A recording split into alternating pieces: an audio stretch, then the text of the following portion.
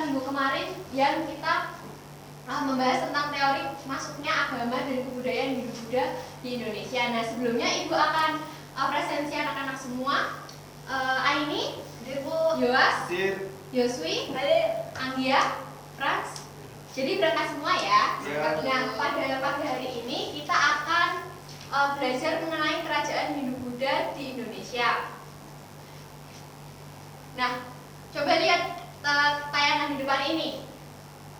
Dari gambar itu kita bisa tahu tentang peninggalan kerajaan Hindu Buddha di Indonesia. Nah, pertanyaannya, apa nama kerajaan pertama di Indonesia? Kutai. Ya. Jadi udah pada tahu ya?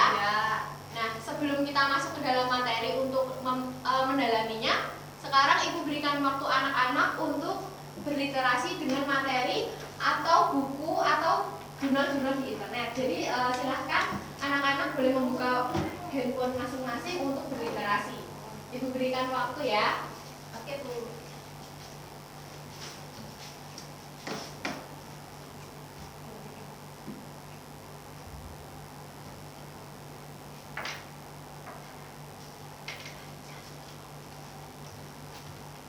Ayo Anggia. Ya, Bu.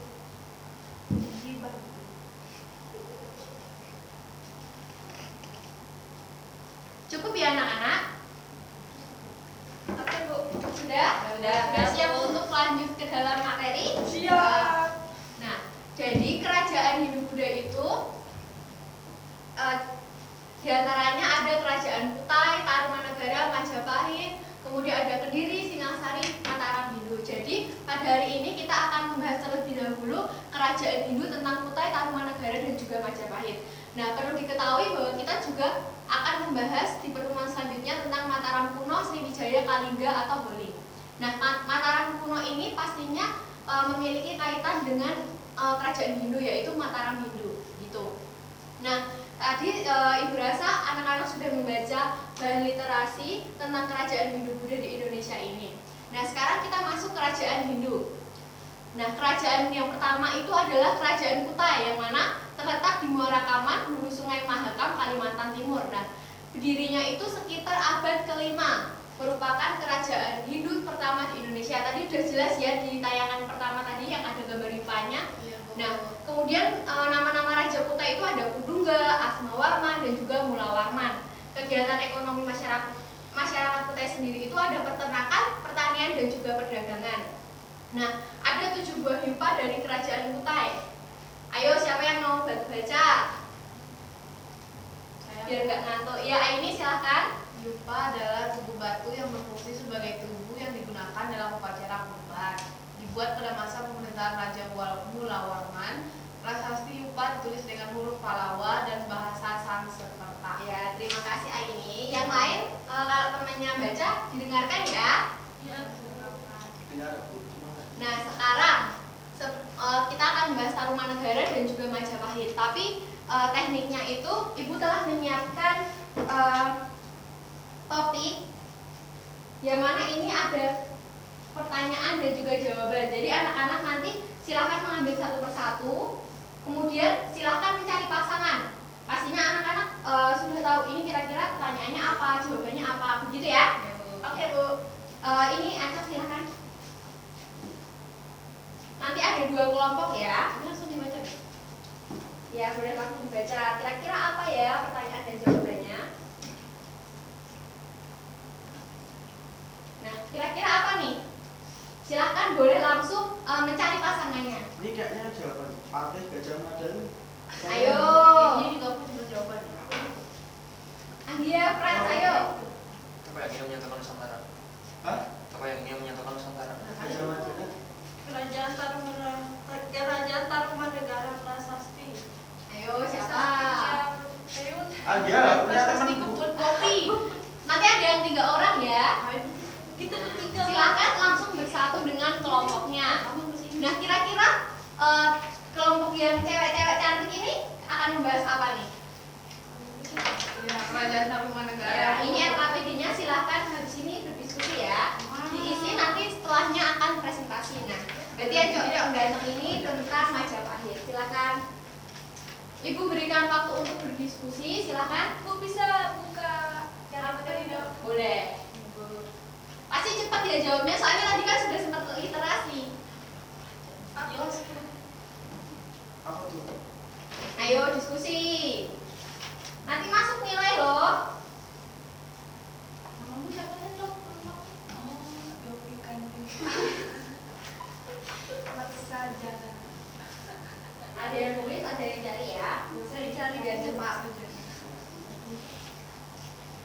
Kamu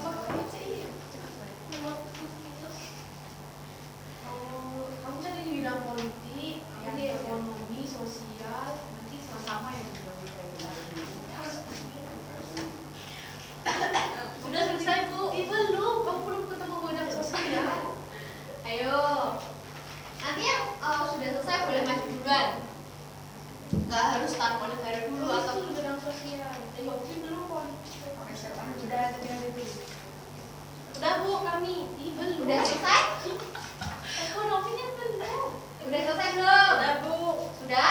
Ya. Yowas dan Sultan sudah? Udah. Jadi siapa nih yang mau ngomong Kami Bu. duluan? Kami Bu. Ya, silakan.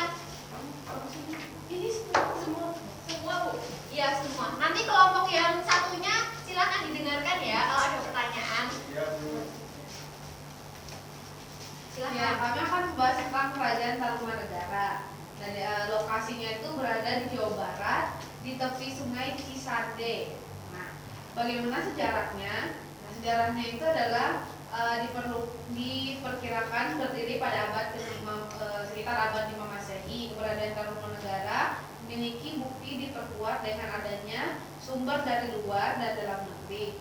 Sumber dari luarnya itu berasal dari berita Cina berupa catatan perjalanan penjelajah Cina. Nah, bukti lainnya itu ditemukannya 7 prasasti di daerah Bogor, Jakarta, dan Letak Banten, Lombok, Banten. Kehidupan politik kerajaan ini berkembang. Kerajaan Tarumanegara mencapai puncak kejayaannya pada masa pemerintahan Raja Purnawarman. Dalam masa pemerintahannya, Tarumanegara menjalin hubungan yang erat dengan negara-negara tetangga lainnya. Di kehidupan sosialnya, rakyat hidup makmur, aman, sejahtera. Masyarakat Tarumanegara menganut dua agama, yaitu Hindu dan kepercayaan asli setempat. Lalu itu ada ekonomi. Nah, kehidupan di sini itu mereka perekonomian masyarakat, pertanian dan peternakan. Lalu kalau budayanya itu prasasti yang ditemukan itu sebagai bukti keberadaan kerajaan Tarumanegara itu dari situ dapat diketahui bahwa kehidupan kebudayaan masyarakat pada masa itu sudah sangat tinggi. Terus prasasti peninggalan kerajaan Tarumanegara itu ada seperti kebun kopi, tugu, dan masih banyak lagi Bu. Ya. Beri tepuk tangan. Ya silakan duduk. Nah untuk kelompok selanjutnya silakan. Kelompok Majapahit.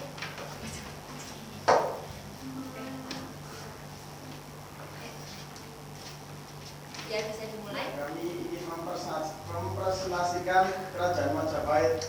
Nah, bagaimana sejarahku? Jadi sejarah dari Kerajaan Majapahit ini, ketika Singasari itu jatuh ke tangan Jaya Katwang, kemudian Raden Wijaya lari ke Madura.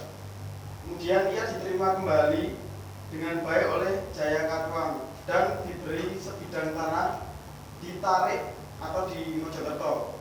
Kemudian Raden Wijaya mendirikan Kerajaan Majapahit itu pada tahun 1293 atau 1293 dan menobatkan dirinya dengan gelar Sri Kertarajasa Jayawardhana. Jadi kehidupannya di bidang politik itu ada 5 raja. Yang pertama itu Raden Wijaya, yang kedua Jayanegara, yang ketiga Tribhuwana Tunggaldewi, yang keempat Hyang Wuruk, kemudian yang ketiga Wikramawardhana. Kemudian di bidang sosial itu kehidupan sosial Majapahit aman dan damai. Kemudian saya membacakan yang kehidupannya selanjutnya, yaitu ada kehidupan di bidang ekonomi. Masyarakat hidup dari pertanian dan perdagangan. Sarana yang dibangun seperti jalan, lalu lintas sungai, dan perkebunan. Kemudian barang dagangnya seperti beras, rempah-rempah, dan kayu cendana. Kemudian di bidang budaya, yang pertama ada Candi Penataran Blitar, Candi Brahu, Candi Bentar Waringin Lawang, Candi Bajang Ratu, dan Candi Tikus. Kemudian ada kesusastraan. Yang pertama Kitab Negara Kertagama, Kitab Sutasoma, Kitab Arjuna Wijaya, Kitab Kuncara Karna, dan masih banyak yang lain. Terima kasih. Tepuk tangan. Silakan duduk. Jadi anak-anak sudah memberikan yang terbaik ya dalam presentasi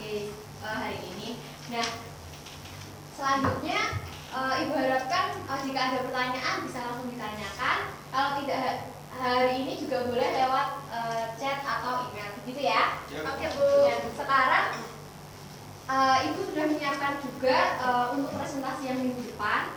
Nah, itu ada kerajaan Hindu dan juga kerajaan Buddha. Nah, jadi perwakilan kelompok silakan maju ke depan. Jadi nanti masing-masing kelompok akan mendapat satu kerajaan Hindu dan satu kerajaan Buddha. Begitu? Ya. Oke, Bu. Siapa nih? Catat.